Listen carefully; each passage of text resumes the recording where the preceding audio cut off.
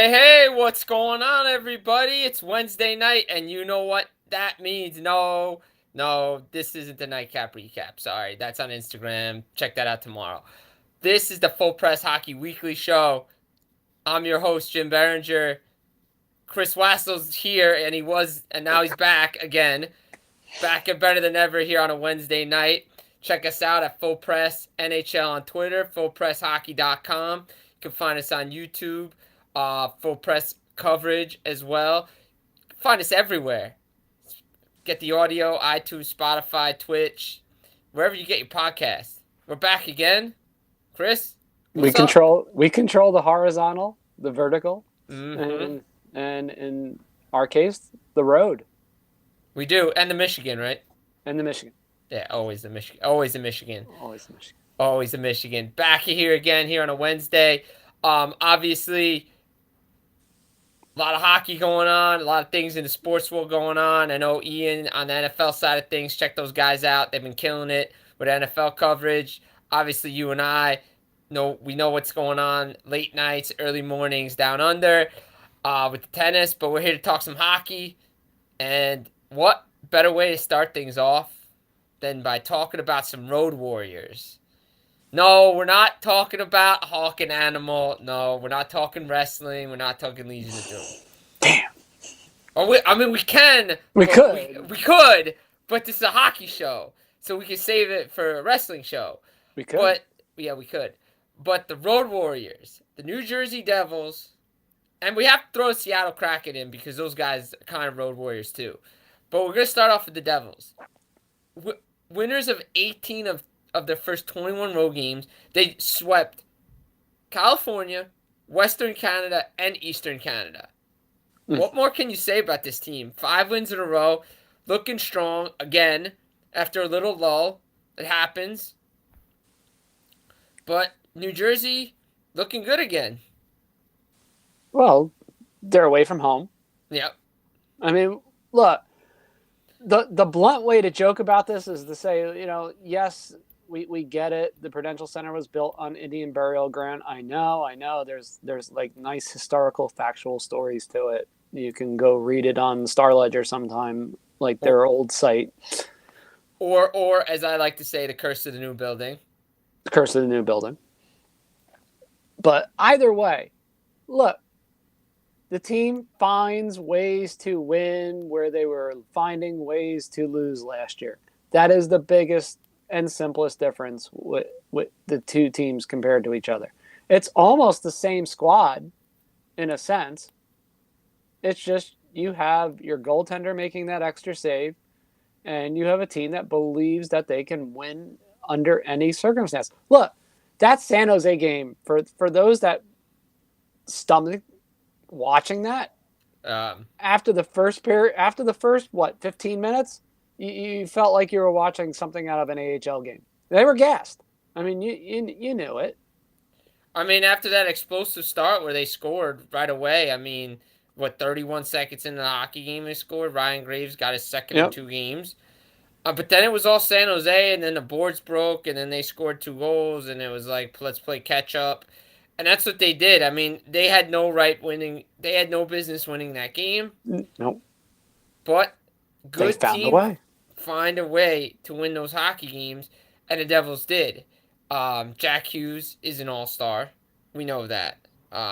His contract, almost 30 goals. His contract is ridiculous, by the way, considering it's crazy to think that all the money that's being thrown around now for some of these guys, his contract's going to really look like a steal. This is. I don't know if we can quite get it to that level yet, but it's getting there quickly. Nathan McKinnon's contract after his ELC. Oh, how much of a steal was that? Pasternak right now. For those that don't know, you think about it. Pasternak's getting 6'6". Yeah, it's 6'6". Well, technically it's 6'6", but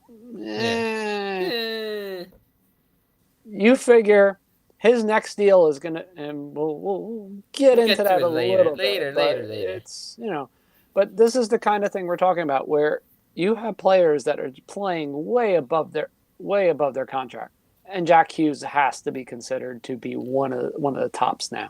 Period. Would you consider Nico Hischier playing above his contract? Absolutely, because there's not for his never mind his offensive production. Right. It's his two-way play. I mean, look. I said this for a while. We're getting the Travis Zajac that I always dreamed of getting, and Zajac never got to that level that we thought he was going to get to as old school Devils fans. To be fair, I mean, look, Travis will even admit it, even though he'll throw a puck at me here and there for saying it. It's one of those things where it's like you look in the way he's on the ice, the way he commands the ice now. Man, are we glad that we made that decision and did not draft that guy that Philly did. Nico Hischier, let me tell everybody a little story. Story time, with Jim Berenger here on Full Press Hockey Weekly. Um, no, not story time on Adam Cole. That's later tonight. Um, Sorry for all the wrestling references. I have to. Um, I watched the World Juniors that year, Mm-hmm. and I said to myself, and I texted a bunch of people. I said Mm-hmm. Nico Hischier's going number one overall to whatever team gets him. I said, "There's there's not another guy I want." I said Nico Hischier's going number one. There was talk the Devils were gonna look at Kale McCarr. Mm-hmm. He was on the draft board. There were people that lobbied for him to be number one. It's true. They made a great decision drafting Nico Hischier. Regardless of how you want to talk about revisionist history, how you want to look at it, whatever. They're two different players. The Devils have their centers locked up down the middle with Nico Hischier and Jack Hughes. Both guys are all stars. Um, Hughes is doing. He's gonna finally hit that 30-goal mark that everybody expects him to do it. Tomorrow. Yeah, he'll do it tomorrow against Seattle. He should have had it last year and the year before, but injuries. Wait. Here's the joke for our Toronto listeners. Actually, Jack should have it already. Right. Just saying. Yeah, he should have it. Oh yeah, by the way, the same Toronto listeners that were upset about the goal that didn't count in Detroit. Oh, we're gonna get to that later too. Yeah, we're gonna lightly touch on what happened. That's a touchy subject. But look, the Devils. Mm-hmm. We've talked about it. Things that are different. Obviously, resiliency, mental attitude, willing to fight to the end, never giving up, goaltending, Vitek Vanacek. Even Mackenzie Blackwood against LA, I thought played excellent. Uh, Devils, they don't probably win that game without Blackwood because, the Kings were charging early and often against New Jersey. The Devils' defense is better. It's only going to get better when Marino comes back. Like, think about what the Devils are doing right now without John Marino. Yeah, people laugh at this. How one defensive player can screw up the cohesiveness. Think again what Patrick Kane said earlier in the season about the Devils and comparing them to those pre-Stanley Cup teams of the Blackhawks, and he said the same thing. He's like, if one of us was out, one of the major core players was out.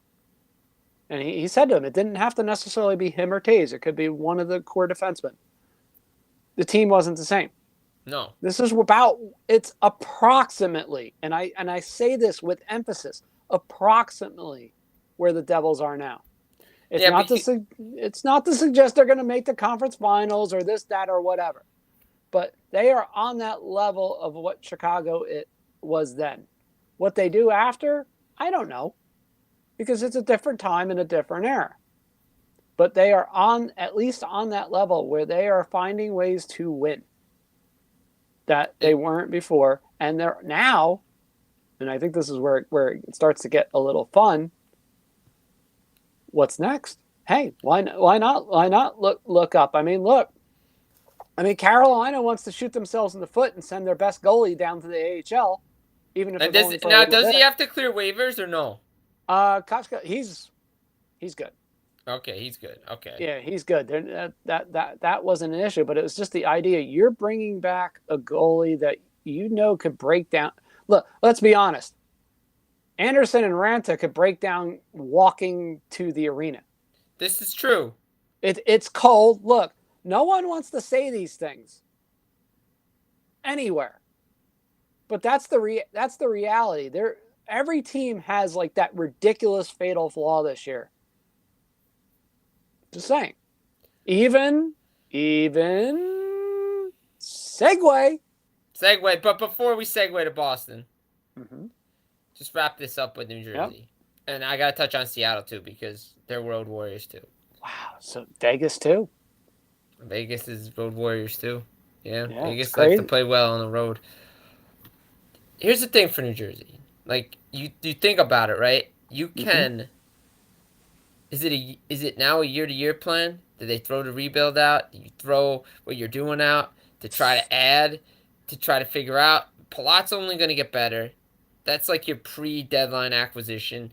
Marino's coming back. What do you do to sure up some things? Do you get somebody? What price are you willing to pay to get somebody? Right now, to me, I think the Devils are in a good position. And I don't know if they really need to. Maybe you can add some depth there, but you're gonna get Bastian back too. What do you do there? They have to win at home. There is no doubt about they have to figure out ways to win on home ice to be successful later on in the season and into the playoffs.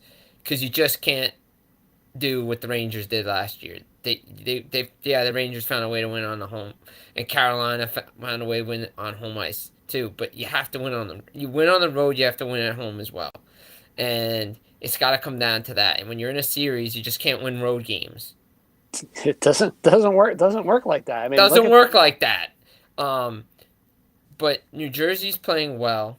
Seattle's playing really well on the road. They just, obviously 7-0. They had 8 straight wins, 7-0 on the road. Schedule makers did them no favors playing back-to-back games coming home. One game was really early. That didn't make sense.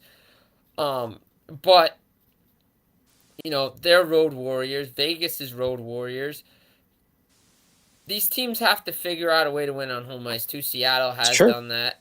But, again, it's figuring out ways to win hockey games when last year they were losing hockey games. To me, Vegas' biggest Achilles heel is still trying to beat those lower teams in the standings and staying healthy. Seattle, this is their second year in the league. They're performing much better than they did last year. They're not going away. What do they do? This time. But, again, every team has a flaw. Yep. I mean, Seattle, look, they play a style where their goaltender has to be almost perfect at the most crucial time. That can be a problem. I mean, look, Martin Jones can go on these runs, but we've seen it in every location he's been in. But then inevitably, both goalies are going to come back to earth. Right. And you kind of started to see that a little bit earlier in the week. So, and this is funny too. I can't believe I'm saying this, but it is true.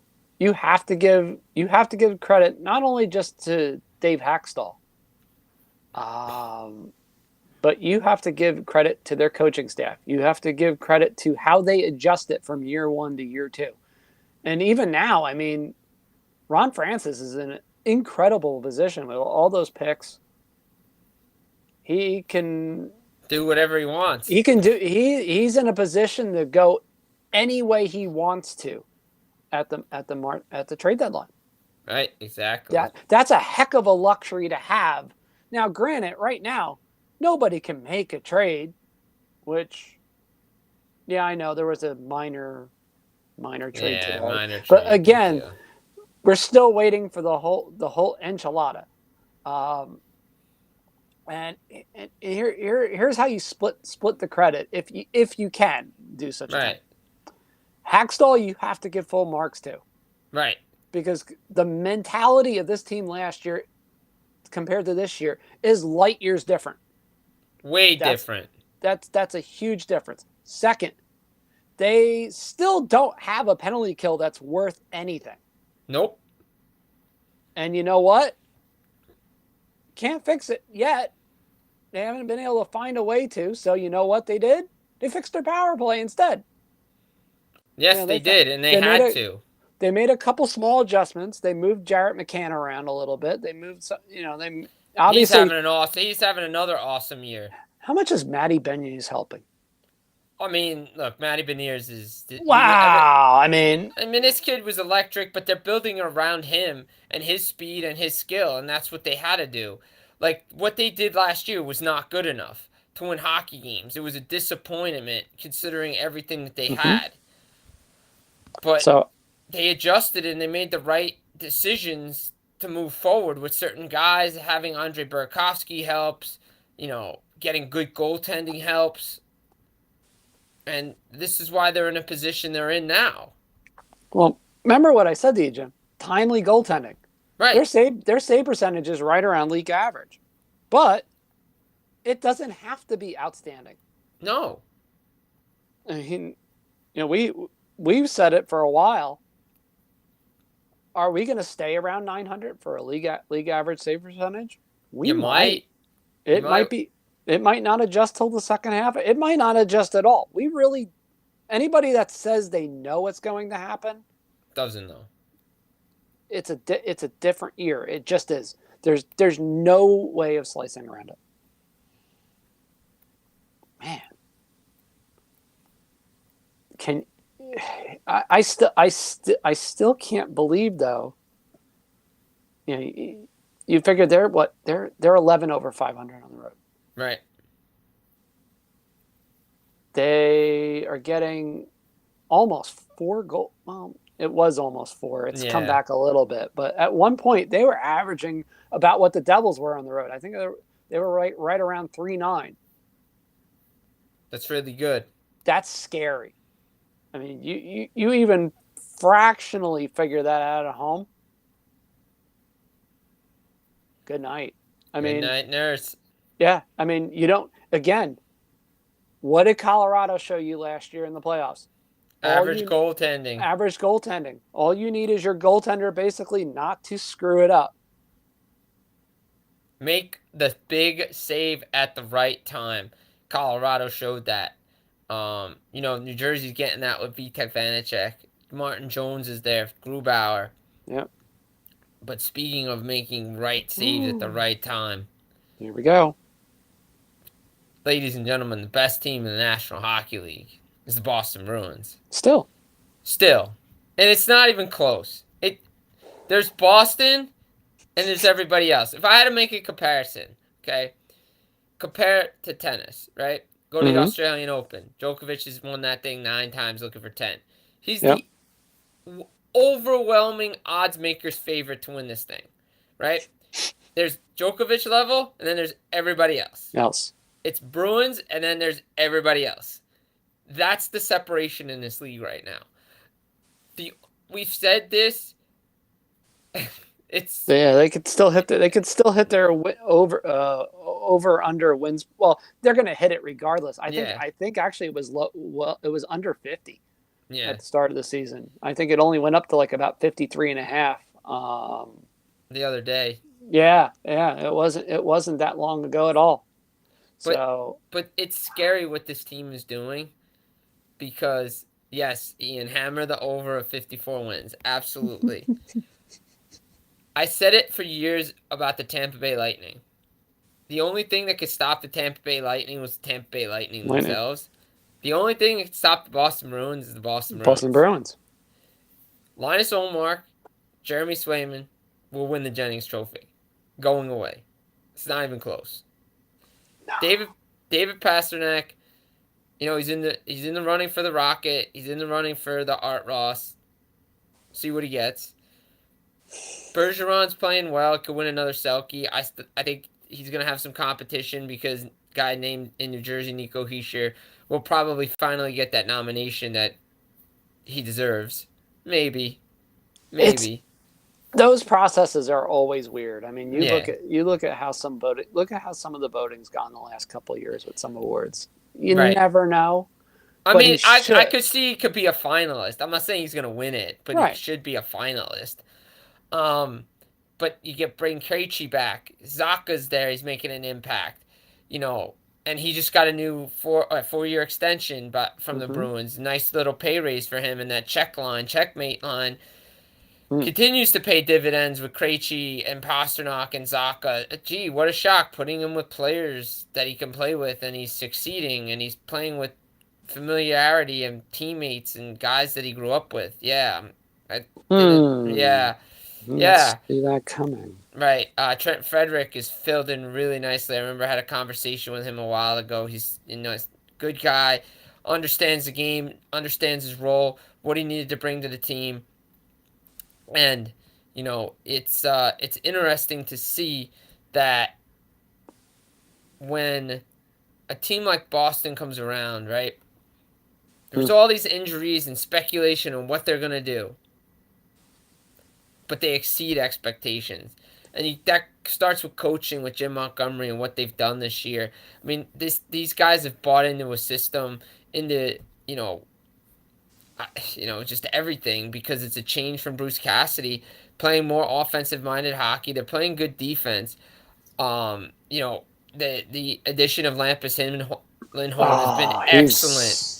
I I think he's mean, outside of Pasternak. I think he's the Bruins MVP because just what he's brought, especially when McAvoy was not there at the beginning of the year. You could see why he was such a special player. him and McAvoy allow the rest of that defense and the team defense, for that matter, to just slot into place. That's your biggest asset right now. I Mm-hmm. mean, the offensive production from Lindholm is a humongous bonus, but the fact that we said it even in Anaheim, he was being underutilized. Now, He was underrated. Now he's getting a chance to play in the big market. Not only is he flourishing in it, it's just they don't. I joke about this. Boston is interested in a lot of things. For those that don't, for yeah, those that don't they're know, interested in a lot of there's people. a lot of things going on in Boston. For one, and I'll try to clear some of these up as fast as I can. Yes, they are interested in Luke Shen. Oddly enough, and I don't know how this is being swung. They're interested in Bo Horvat too, because that was out Do there at they least. actually need center help? Now, the thing is the thing is with Bo Horvat. Yes, he could be your center of the future, but if Krejci and Bergeron both come back next year, you still have to sign Pasternak. Like, You have to keep him happy. you have to keep him happy. I could see that move in the offseason when you know who's coming back. Right. I don't know if they swing for the fences and mess up the team chemistry right now. Don't do it. I think Don't. the only thing they would do would be add like depth players. That would be it, because they don't need anything else. No, they really don't. I mean, you get maybe a depth defenseman, I mean, you maybe. can never have enough Yeah. depth defensemen. We've seen it. Tampa showed that in their runs to the Stanley Cup final. You You do always need it. you could have it. A couple guys go down, a guy gets injured. You could have a nice steady guy come in. It can't hurt. It can't Let's put hurt. it though. So, But I don't think they're gonna. I don't think they're going mm, to. I don't know if they're gonna swing for the fences. I know Luke Shen. Luke Shen, obviously Boston. Tampa Bay's looking to bring him back. That would be a good addition for them, actually, to bring back Luke Shen. He was a nice asset for them. But it's going to be interesting to see what Boston does, and how they do it, because again, David Pasternak, again, talks have progressed. We know it's probably going to be 8 years. We know it's going to be 8 years. We just don't know mm-hmm. the value. We don't know the money. Okay. Is it 80 million? Is it 90 million? Is it 88.88 Yeah, million we just don't for know what it's going fun? to I be. mean, What's the signing bonus money? What's the actual dollars paid out? no one knows. We don't know. It's gonna get done eventually. Um, but it's gonna take time. And but they're making progress. And that's a good thing, because I don't care what anybody said at the beginning of the year. I always knew he was going to stay in Boston. He will stay in Boston, and that's that.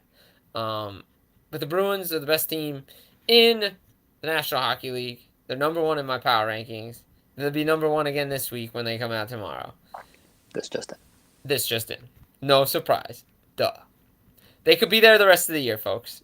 That's how good they are. That's how good they are. Just pitch a tent and go with it. Yeah, exactly. But Boston is really good, and they're the kings of the East. They're gonna have competition. Jersey, Carolina, but you've seen what they can do. No lead is too big for them. They can figure out ways to win hockey games. When they don't have their best, okay, they don't have their best, but they always bounce back and play well. The Bruins are a machine. And Boston's one of those few teams that the last 3-4 years that excels on playing the back end of back-to-backs, and especially 3 and 4s. Yes, they do. It's really peculiar, but it's just, it doesn't matter who's the coach, doesn't matter the players, depth, who's playing, who's not playing. They just keep coming, and a lot of that is because of their top 6. Absolutely, it is. So, Chris's favorite person, I don't know if it's his favorite person, the Injury Ninja, he's appeared again. He never rests, the Injury Ninja. He never rests. Okay? The beginning of the year, he takes out pretty much everybody on Colorado.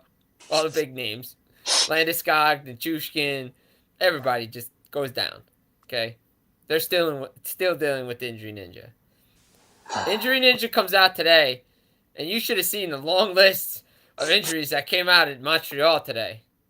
Oh my God. Where should we begin with those? I guess you almost begin with the one that you're thankful for that's not as bad, and that's Jake Allen, who's going to be back probably within a week to 10 days. Right. And then you just go, okay, wow, the number 1 draft pick, he's out basically for the rest of the regular season. I mean, is that a bad thing? In the grand scheme of things, no. Would you like them to get a little more experience? A little bit, but at this point, look, it's rough. Look, I'm gonna say this. I agree with what Gord Miller said at the beginning of the year. Mm-hmm. He should have been playing in Finland. That's where he should have been playing. You're not wrong. Or Laval or someplace, and he should have gone to the World Juniors. Yep. And this, that, and the other thing. Okay, he didn't. Whatever. Okay, that's fine. But he can rest. It's like Jack Hughes' end of his rookie year. All right. Yep. He got hurt. Get ready for next year. Start your rehab. Start your getting bigger and all that stuff early because they needed to, and he needs to because he's just not adjusted to the NHL. The NHL game. He just hasn't, and it's not his fault. He's just being rushed, and that's fine. But again, it's similar to what we saw with Caulfield.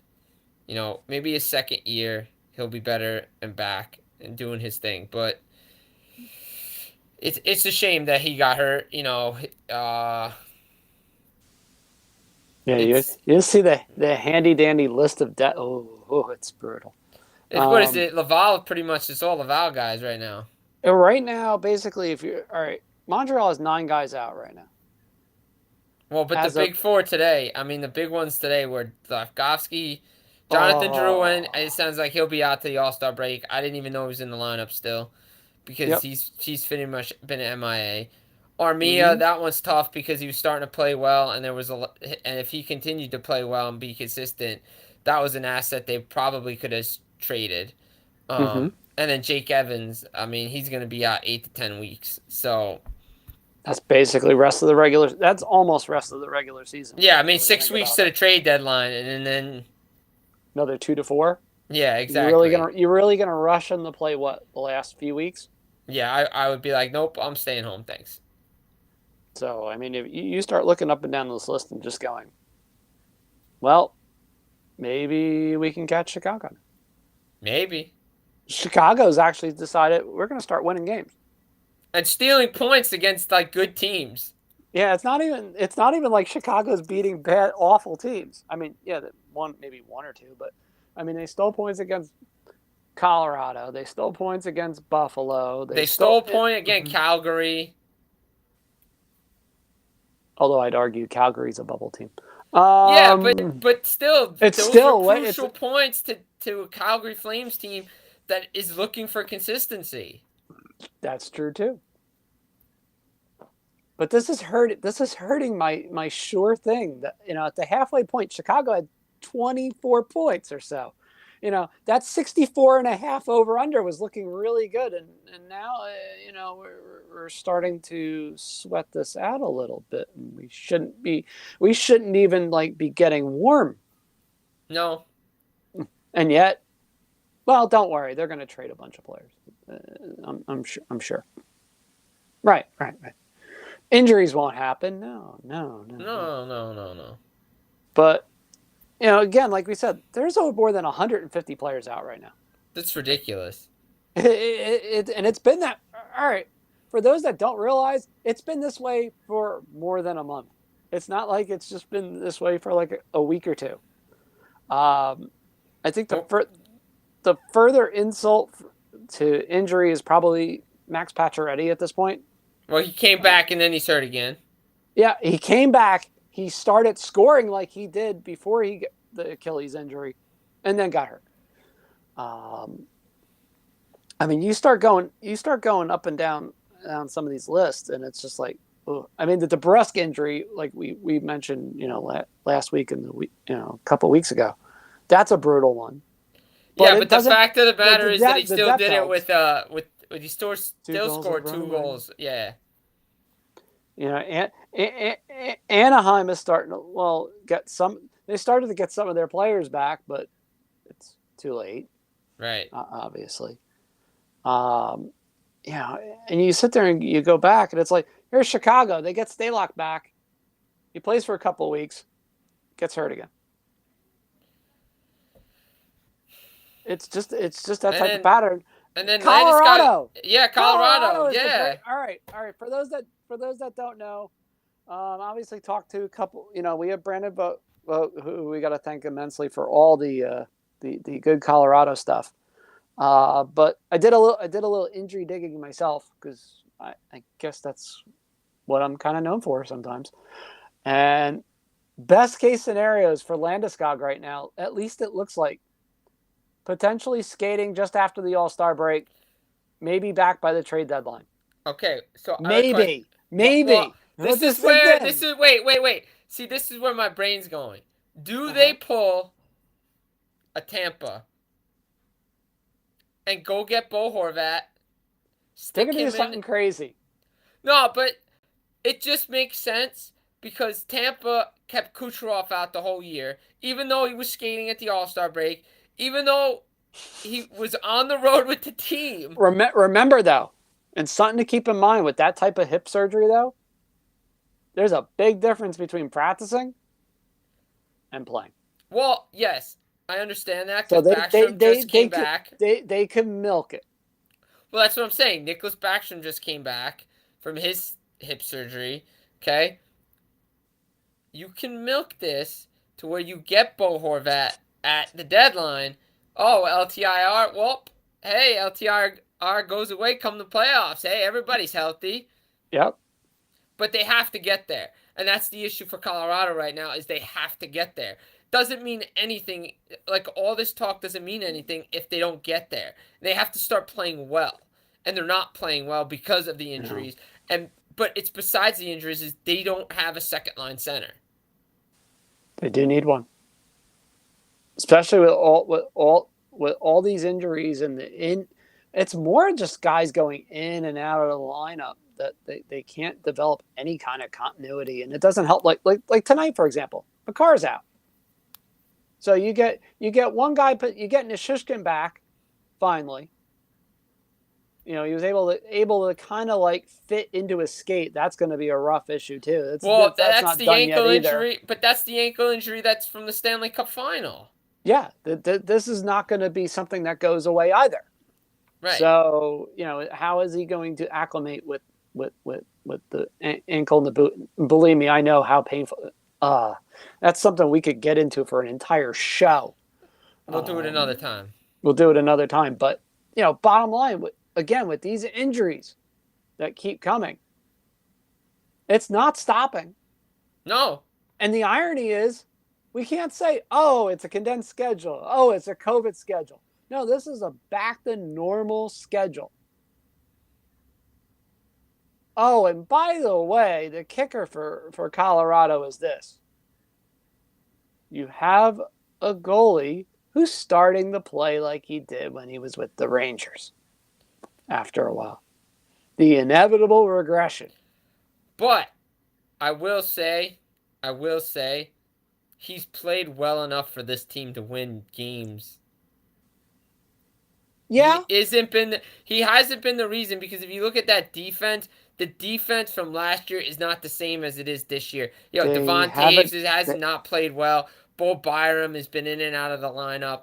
This team is just not the same team as it was last year. Um, and Darcy Kemper, even if he was still here, would not be solving that problem. He wouldn't have a 919 save percentage like he did for this portion last year. Right, exactly. So it's just not on the goaltending. Obviously, Pavel Francouz should be better too. Um, He's getting better.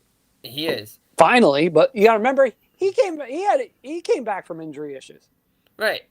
So it's like come on, people. Even in all that mess, they're still in it. Here's some crazy numbers for you. All right. So for anybody that probably thinks, and this is where it's going to get a little squirrely real quick, Devon Taves has 23 points through 40 games this year. That's way down. That's not awful, though. No. That's still about 45, 47 point pace on a team that's been banged up. Right. Consider that, he's been producing at about, say, 8 goals per 80 or 82, give or take. Not bad. So he's due for, you would think he's due for some positive regression in the sense that a lot of pucks haven't gone in for him, arguably. Right. And there's a few players on Colorado that you can say that for, but there's also a few players that you go, whoa, wait, the production's been a little high. So combine that with the injuries, the fact that Colorado is definitely not in a safe power. They don't have the leverage that they had last year to chuck points. No. And they're chucking points right now. Big time chucking points. And they're not the only team. Believe me, there's a laundry list of teams that are doing the same thing. But the difference is, I don't know about you, Jim, but that Central Division is an absolute dogfight. It is a dogfight. It's not going to be easy to move up. No, it's not going to be easy to move up. I mean, look, right now you have Dallas, Winnipeg, Minnesota. Yep. Okay, Nashville's sitting in front of you. St. Louis is sitting in front. You're right behind Nashville in the standings right now. And oh, by the way, St. Louis is right there too. Unbelievable. Okay. Then you go to the Pacific. Oh, by the way, you still got to pass Calgary and you got to pass Edmonton just to get into a wild card spot. Yep. It's like the teams in the Atlantic dealing with the teams in the Metro right now. Yep. It's the same thing. Outside of one matchup, which we pretty much know is set, Toronto and Tampa are going to play again in the Stanley Cup playoffs. That totally wouldn't happen. Duh. Darn it. But, okay. Colorado has to get their acting gear, or the Stanley Cup champs might miss the playoffs. They might. I mean, it wouldn't be the first time. It wouldn't be the first time it happened. Damn it. Let's not talk about that now. Oh, but didn't Carolina do the same thing? Yeah, but it's like the old, they did it, we did it for. Yeah, but still. Anyway. It's gonna be a wild ride. It's gonna be a wild ride. I mean, they have to get some things going. Colorado has to pick some things up. One good thing, I guess, if you're gonna call it this, Colorado has games in hand. Yeah, Again, it's what you do with those yeah, games but in you hand have because to we saw win that those last games year. in hand We if you're saw that gonna. last year with Dallas. Right. Dallas had all those games in hand and they completely squandered it. Yeah, but they actually won a couple games to get in. And same with Vegas. Vegas They had games nearly in they, hand too. they Had games in hand too, and they lost to all these bad teams. oh, well, Vegas was the worst. I mean, I let me rephrase that. Dallas didn't squander it. They put the backup lights on and Right. and backed their way in. Yeah, they found a loophole. Yeah. Nice They way to put it. they So had Colorado, help. They had so help. so Colorado right now, as of this moment, and this is important to note, there are 5 teams in the Pacific with more points than them. Ooh. Even Calgary, yes. Yeah, it's Calgary. Yep, right there. I mean, granted, the Kings and Oilers have played 46 games. Still, you really think that they're going to. No. The Kings and the Oilers are not like the Edmonton They're not Oilers are slipping starting to that figure. much. They're starting to figure it out, and they're starting to play with what I say they needed to do. It's called consistency. They've won 4 in a row. They get Kane back. They still have to shore up their defense, but their goaltending's a lot better. Again, another team. Just make that damn save. Right. That's It's all they need. They it's got Connor. They got Leon. They got Evander. Zach Hyman's playing well. Now go fix your defense, go fix your defense. and you're gonna be set. And that's not the only team that has that. It's like go fix your defense. Right, go fix your defense. That probably should be. We'll talk about it off here, but that might be a podcast segment. Go fix your defense. Like Yeah, it might be a title of an episode. Go fix your defense because there's a lot of teams that can go fix their defense, yeah, and there's guys out there that can help you fix your defense. yeah. This isn't hard. You just No, have to. You just have to. Wait. As Nick Alberga best illustrates this, just gotta make a trade. trade, boom, boom, boom. But the trade deadline's coming up. Obviously, FYI to those out there, I officially have the day off from work that day. It's a Friday, so I'll be here. We'll be here. We'll do We'll be it. here. It'll be condensed. It won't be like last year, but we'll still do something for you. Don't worry, because it is Friday, and you guys know I skate every day, so Mm-hmm. um, Gotta skate every day. gotta skate every day. But we mentioned it off the top because Jack Hughes is supposed to have 30 goals by now. Mm-hmm. Last week, I believe it was a Wednesday night in Detroit, the no goal Ba-dum-bum. that most of us believe should have counted. The instances lately of reviews gone wrong, the double IHF with Oh, Team USA versus Canada. I'm sorry, but oh, we're gonna go there. I still, look, I the get it. first goal should have counted. I will give you the second one all day. He poked at it.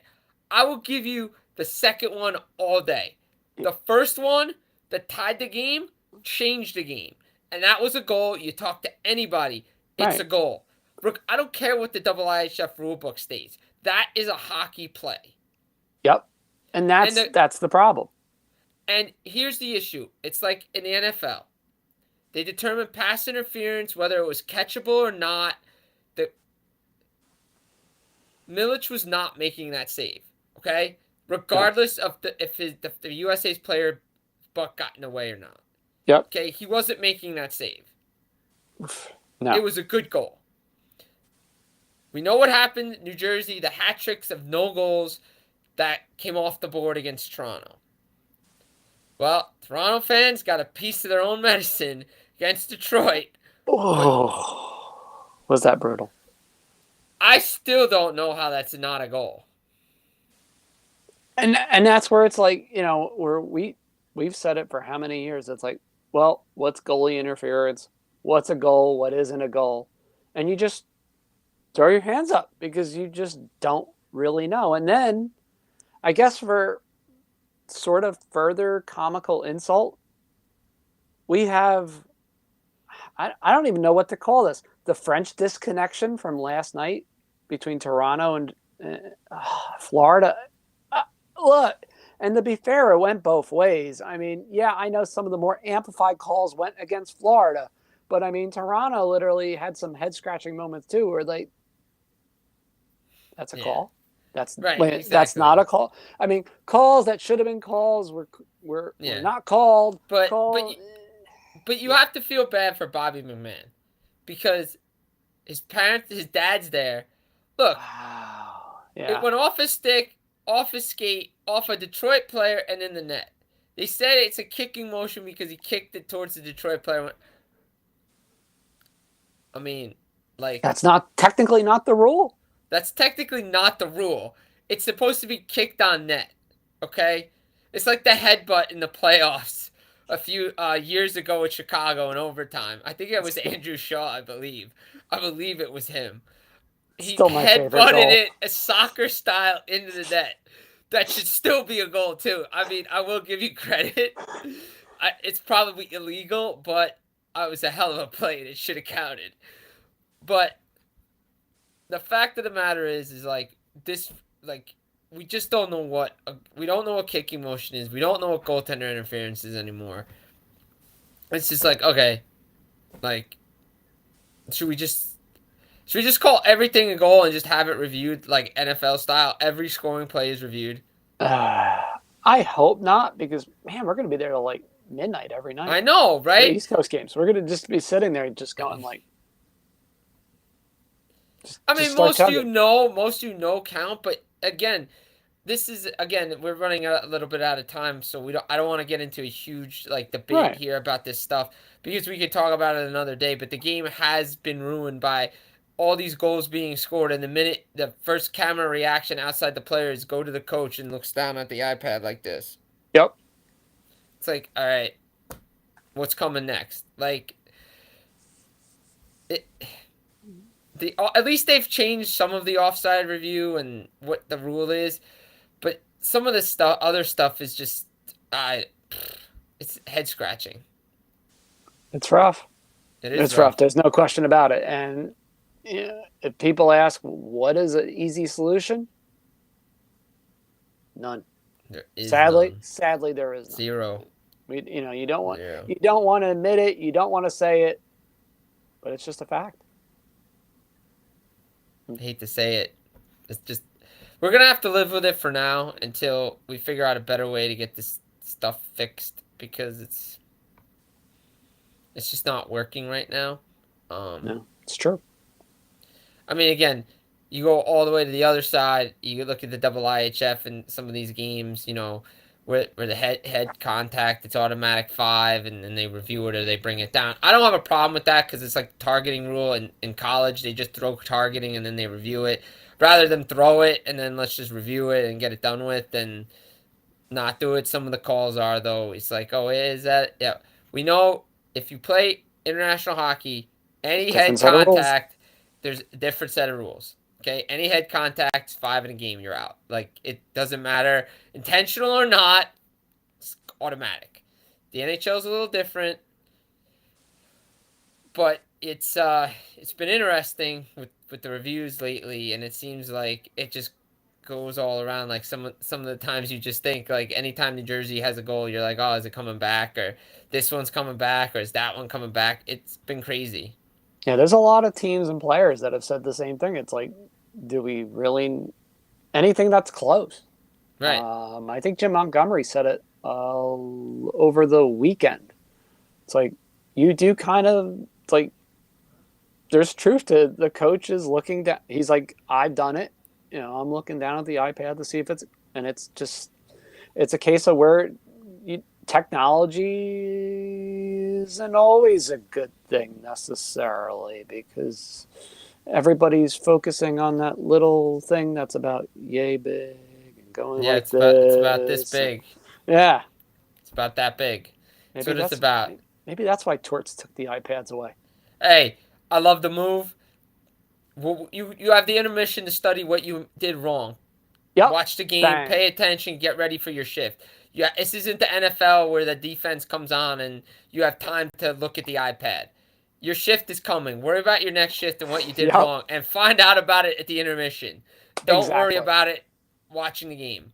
Um, and that's just the player in me. I would Yep. want to It's know not at the how we were intermission. coached. I don't care about you tell me the mistake I made on the bench, fine. We'll go look at it later. Yep. Like, I don't care. We're gonna play. Move on. Um, but it's interesting, and you know things move, ebbs and flows. The game moves, and there's a lot of things we're gonna do. Especially, I've reached out to our boys Brennan and Alex. Hopefully, we can get them on next week to talk. Some more about Colorado and Florida. I'll try to get the wheels in motions earlier than I did. But it's been another great episode here of Full Press Hockey Weekly. Here on at Full Press NHL on Twitter, fullpresshockey.com, Facebook, uh, Instagram, YouTube, the audio, iTunes, Spotify, wherever you get your podcasts. I've been your host, Jim Berenger. It's been Chris Wassel, Ian behind the scenes, taking care of business. Brennan, thanks. Thanks for coming on, commenting. Everybody who watched. We'll be back again next week. Take care. Enjoy the games.